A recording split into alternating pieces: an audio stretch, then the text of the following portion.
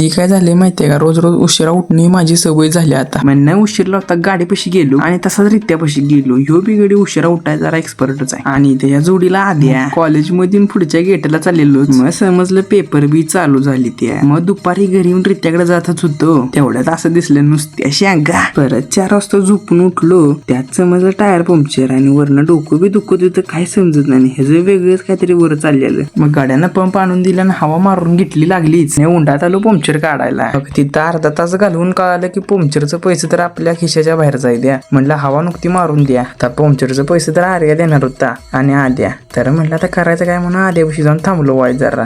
त्यात आद्या कामात होता. म्हणलं कडेला जाऊन बसावं. तेवढ्यात आर्या पण आला. मग म्हणली 2 जण जातो आम्ही. जावं म्हणलं. लगेच जोडीला मैऱ्या बी आला. मैऱ्यावर बसलो गप्पा मारीत. त्यावर मैऱ्या म्हटला पंपावर जायचं. मग पंपावल्याने आधीची मैऱ्याची तिथे बी चेष्टा चालू. आता ती मस्करी जरा कमीच होती. आर्यानं मला तर पार पिडलेला.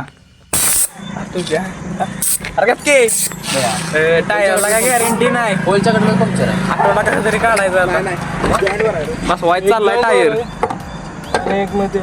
आणि ह्याची वेगळी चेष्टा काहीतरी चालल्या.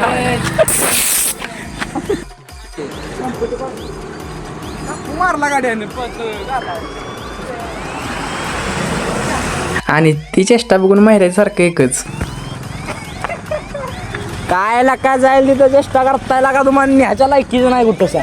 आणि दादा पण खूप चांगलंच होतं म्हणून माहिऱ्या म्हटला की त्यांचा ब्लॉग घेतो. काय काय आपण दादा केलंय. दादा खूपच मेहनत करत आहे. बघा त्यांचं दुकान आहे. धन्यवाद.